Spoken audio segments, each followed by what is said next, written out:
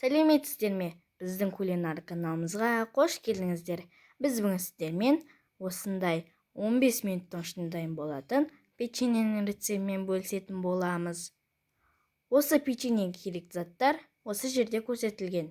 Ең алдымен ыдысқа бөлме температурасында тұрған жұмсақ сары майды саламыз.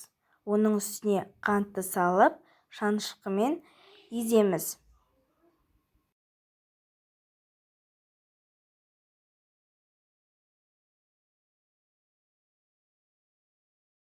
Міне езіп болдық.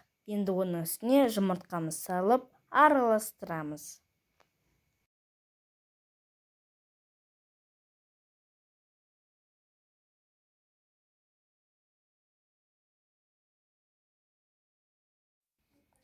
Енді оған ұнымыз бен қопсытқышымызды араластырып, електен өткізіп саламыз.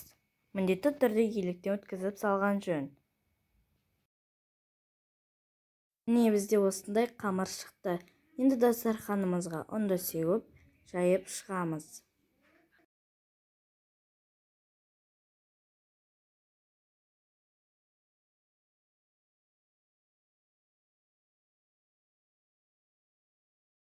Мен осындай формаларды пайдаланамын. Сіздер басқа формаларды пайдалансаңыздар болады. Және осы формалармен қамырымызды кесіп шығамыз.